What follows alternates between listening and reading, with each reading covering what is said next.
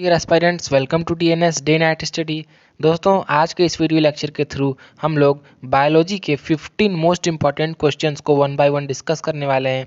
दोस्तों, ये जो क्वेश्चंस हम डिस्कस करेंगे ये प्रीवियस ईयर फ्रीक्वेंटली पूछे गए क्वेश्चंस हैं, तो एग्जामिनेशन पॉइंट ऑफ व्यू से ये बहुत इंपॉर्टेंट क्वेश्चन बन करके आते हैं। दोस्तों, आपको आगे बढ़ने से पहले ये बता दें कि ये जो भी क्वेश्चंस हम लोग डिस्कस करेंगे ये सभी क्वेश्चंस महात्मा गांधी काशी विद्यापीठ यूपी कॉलेज के जो बीएससी एग्रीकल्चर और बीएससी बायोलॉजी के एंट्रेंस एग्जामिनेशंस हैं उनमें ये क्वेश्चंस बहुत इंपॉर्टेंट हैं। और हरिश्चंद्र पीजी कॉलेज में जो बायोलॉजी के जो एग्जामिनेशंस होंगे बीएससी बायोलॉजी के एंट्रेंस एग्जामिनेशंस, उनमें ये क्वेश्चंस बहुत इंपॉर्टेंट रोल प्ले करने वाले हैं। तो आइए क्वेश्चंस को डिस्कस करते हैं।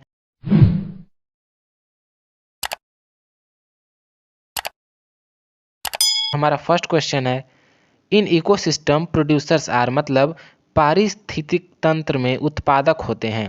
मतलब हमें यहाँ पे प्रोड्यूसर्स यहाँ पे बताने हैं ऑप्शंस में कि प्रोड्यूसर कौन होते हैं। तो दोस्तों, जैसा कि हम सभी जानते हैं कि प्रोड्यूसर्स वे होते हैं जो एनर्जी लेवल में फर्स्ट नंबर पे आते हैं। मतलब सपोज दैट ये लैंड है, यहाँ पे ग्रासेस हैं और कुछ प्लांट्स हैं। तो जब सनलाइट के प्रेजेंस में जब वो प्लांट्स फोटोसिंथेसिस करते हैं और फिर अपना जो प्रोडक्ट होता है ग्लूकोज सुक्रोज वगैरह जो बनाते हैं, तो वे जब अनदर एनर्जी लेवल में ट्रांसफ़र होते हैं तो जो यहाँ पे हमारे लिए जो प्रोड्यूसर्स हैं, मतलब कि जो एनर्जी प्रोड्यूस कर रहे हैं वे हमारे ग्रासेस हैं। तो इससे जो हमारे जो ग्रीन प्लांट्स होते हैं वे प्रोड्यूसर्स के रूप में सामने आते हैं। नेक्स्ट जो हमारा सेकंड क्वेश्चन है, गटेशन इज, मतलब कि गटेशन बिंदु स्त्राव क्या है। जैसा कि सभी लोग जानते हैं कि जो गटेशन है वह एक पॉजिटिव है। इसका मतलब ये कि गटेशन जो है वो रूट प्रेशर का एक कॉज है। मतलब कि जब रूट प्रेशर जब लगता है तो जाइलम के थ्रू जब वाटर ऊपर चढ़ता है, तो सिंस गटेशन नाइट टाइम में होता है, क्योंकि नाइट टाइम में ट्रांसपिरेशन नहीं हो पाता है, सनलाइट नहीं होती है, इसलिए जो एक्सेस वाटर होता है वो लीव्स में हाइड्रोथोड्स प्रेजेंट होते हैं, पोर्स, उनके थ्रू जो है वो वाटर ड्रॉपलेट्स के फॉर्म में नीचे गिरने लगता है। सिंस इसीलिए ये जो गटेशन है, जो ये प्रोसेस है, ये एक पॉजिटिव प्रोसेस है। दोस्तों, जैसे कि यहाँ पे रूट प्रेशर हो गया या ट्रांसपिरेशन हो गया, तो ये जो इंपॉर्टेंट टॉपिक्स बन करके आते हैं तो इसे आप लोग जरूर देख लीजिएगा और ये एग्जामिनेशन पॉइंट ऑफ व्यू से बहुत ही इंपॉर्टेंट है। दोस्तों, इसी के साथ जो हमारा थर्ड क्वेश्चन है, फादर ऑफ जेनेटिक्स, मतलब अनुवांशिकता के जनक हैं। तो हमें यहाँ पे क्वेश्चन में पूछा गया है कि कौन है जो फादर ऑफ जेनेटिक्स के नाम से जाने जाते हैं। तो सभी लोग जानते होंगे कि जो ग्रीगर जोहान मेंडल, जो जीजे मेंडल थे, उन्हें हम जेनेटिक्स के नाम से जानते हैं, क्योंकि जो जेनेटिक्स का बेस है, मतलब कि वो उन्होंने ही दिया था। मतलब कि इसीलिए हम इन्हें मेंडल को फादर ऑफ जेनेटिक्स के नाम से जानते हैं। यहाँ पे दोस्तों ये क्वेश्चन बन सकता है कि जब मेंडल ने अपना एक्सपेरिमेंट किया तो उस समय उन्होंने कौन से प्लांट को लिया था, मतलब कि कौन से प्लांट के थ्रू अपने एक्सपेरिमेंट को कंप्लीट किया था। तो दोस्तों, इस क्वेश्चन का अगर ऐसा क्वेश्चन आता है तो इस क्वेश्चन का सिंपल सा आंसर है पाइसम सेटाइवम जो है हमारा वो राइट आंसर है, क्योंकि जो पाइसम सेटाइवम स्वीट पी है वो इजीली ग्रो कर जाता है, मतलब कि क्विक डेवलपमेंट होता है उस प्लांट का, इसलिए उन्होंने पाइसम सेटाइवम जो पी प्लांट है उसे सेलेक्ट किया था। तो इसी के साथ जो हमारा फोर्थ क्वेश्चन है, अगर अगर इज ऑब्टेन्ड फ्रॉम, मतलब कि अगर अगर किससे प्राप्त होता है। तो दोस्तों, हम आपको बता दें कि जो अगर अगर है यह एक टाइप का पॉलीसेक्राइड है जो कि रेड एल्गी के थ्रू प्राप्त होता है। तो यहाँ पे जो जियाटिना और जो जेलिडियम है ये दोनों रेड एल्गी के टाइप्स हैं, इसलिए जो अगर है ये जियाटिना और जेलिडियम जो है इनके द्वारा जो है वो अगर प्राप्त होता है। दोस्तों, आपको यह बता दें कि ये जो अगर है यह कल्चर मीडिया के प्रोसेस में यूज़ होता है, जो कि माइक्रोब्स को ग्रो करने के लिए लेबोरेटरी में यूज़ किया जाता है। दोस्तों, अगर आपको इस क्वेश्चंस के पीडीएफ चाहिए होंगे तो डिस्क्रिप्शन में आपको डीएनएस ग्रुप का व्हाट्सएप नंबर मिलेगा। उस व्हाट्सएप नंबर पे आप लोग मैसेज करके इस क्वेश्चंस को आप अपने मोबाइल पे मंगा सकते हैं। दोस्तों, एक बात और कि अगर आप लोग व्हाट्सएप ग्रुप में नए हैं तो आप अपना नाम और अपना कोर्स का नाम और अपने कॉलेज का नाम जो है वह ज़रूर उसमें लिख दीजिएगा, जिससे कि आप लोग को वो पीडीएफ भेजा जा सके। नेक्स्ट जो हमारा फिफ्थ क्वेश्चन है, which one is essential for DNA replication और सेल डिवीजन। दोस्तों, ये जो cell cycle and cell division जो है ये बहुत इंपॉर्टेंट चैप्टर है, क्योंकि इस चैप्टर से हर साल 1 से 2 क्वेश्चन जरूर ही पूछे जाते हैं। तो आप लोग इस चैप्टर को जरूर ध्यान दीजिएगा, क्योंकि ये बहुत इंपॉर्टेंट है किसी भी एंट्रेंस एग्जामिनेशन में। ये जो सेल चैप्टर हो गए, ये सेल टाइप के हो गए, जो सेल साइकिल होते हैं, तो ये चैप्टर बहुत ही ज़्यादा इंपॉर्टेंट होते हैं। इसलिए इस चैप्टर को आप लोग नज़रअंदाज न करिएगा, ये क्वेश्चन बहुत इंपॉर्टेंट होता है। तो आइए इस क्वेश्चन को डिस्कस करते हैं। तो यहाँ पे हमें पूछा गया है कि डीएनए प्रतिकृति या कोशिका विभाजन के लिए कौन सा आवश्यक विटामिन होता है।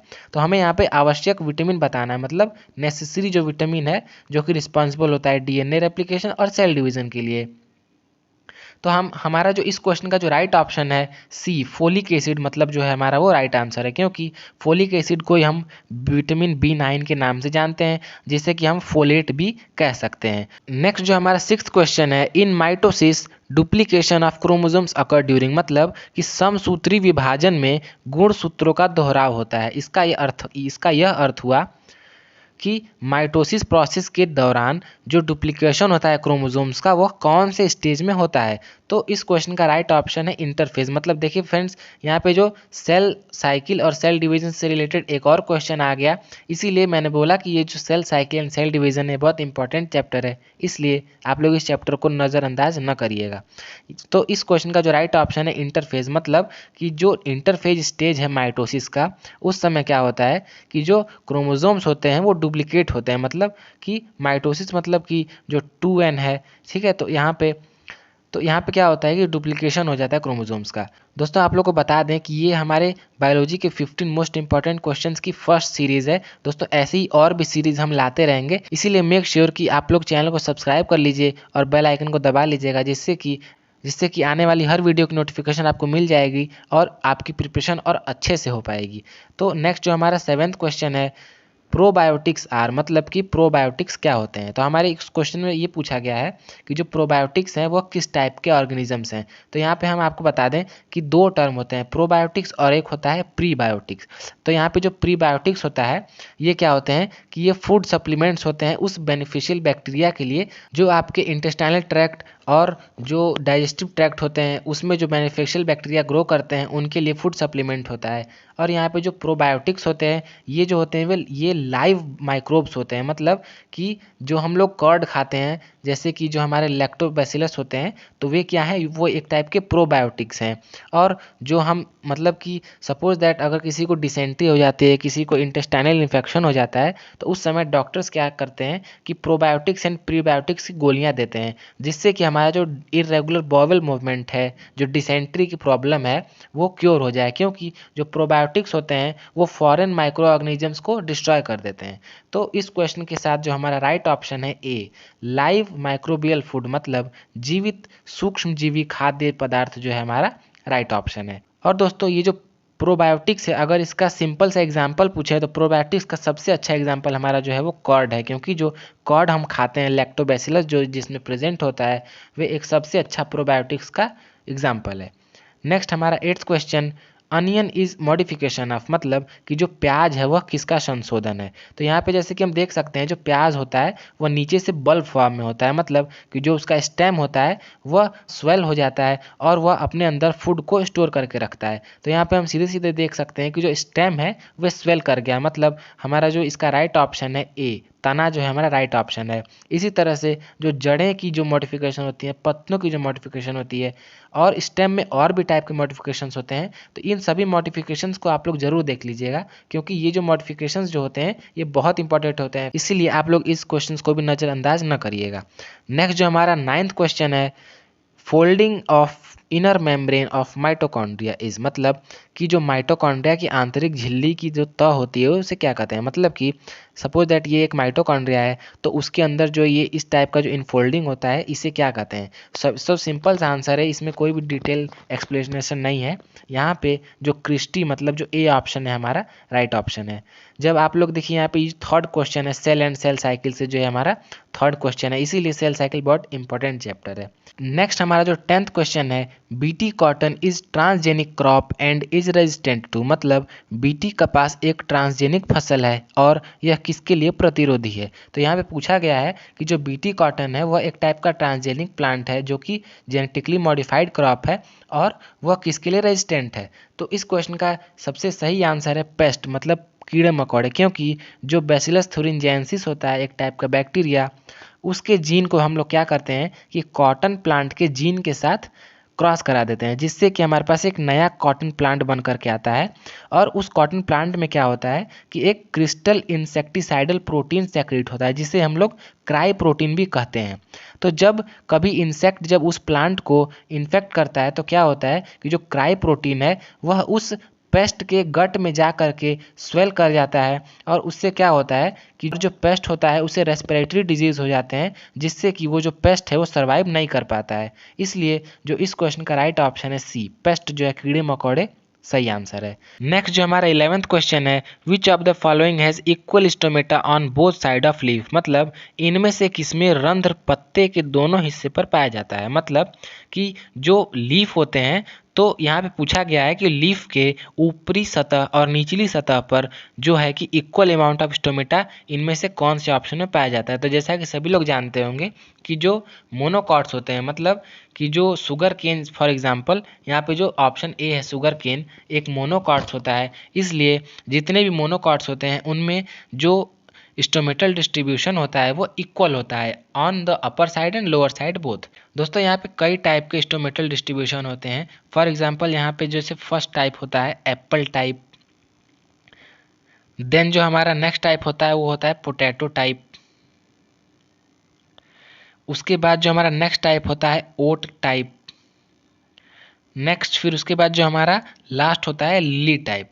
तो वाटर लिली टाइप जो होता है, मतलब कि इस जो अब यहाँ पे हम देखें तो एप्पल जो है मतलब एप्पल टाइप है, तो इसमें क्या होता है कि केवल लोअर साइड में जो है कि वो स्टोमेटा पाया जाता है।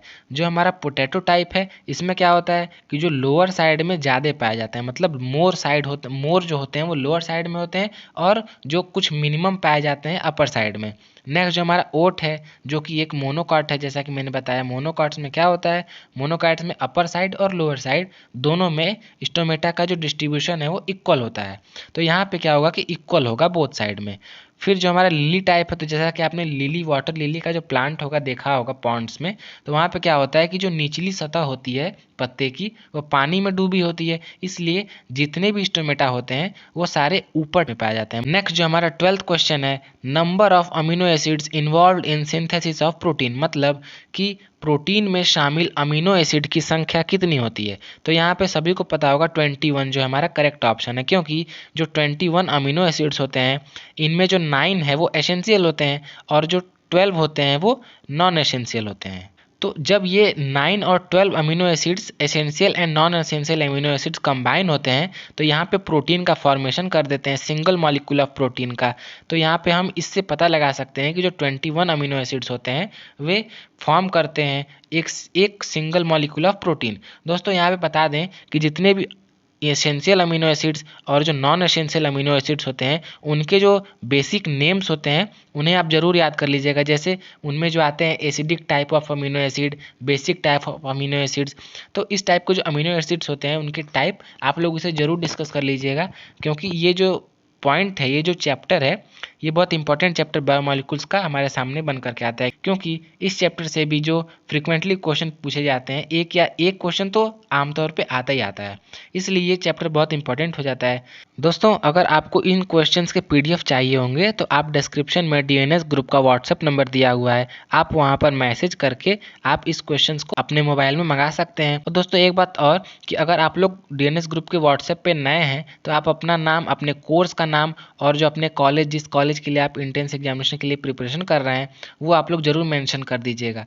तो दोस्तों इसी के साथ जो हमारा 13th क्वेश्चन है, number of chamber does frogs hearts have, मतलब कि मेंढक के हृदय में कक्ष होते हैं, मतलब कि जो चैम्बर बताने हैं कि फ्रॉग्स के हार्ट में कितने चैम्बर होते हैं। तो जैसा कि सभी लोग जानते होंगे कि जो रेप्टाइल्स होते हैं, रेप्टाइल्स एंड एम्फीबियंस जो होते हैं उनमें 3 चैम्बर्ड हार्ट होता है एक्सेप्ट क्रोकोडाइल। क्रोकोडाइल को छोड़ करके जो जितने भी रेप्टाइल्स हैं एंड एम्फीबियंस होते हैं उनमें 3 चैम्बर्ड हार्ट पाया जाता है।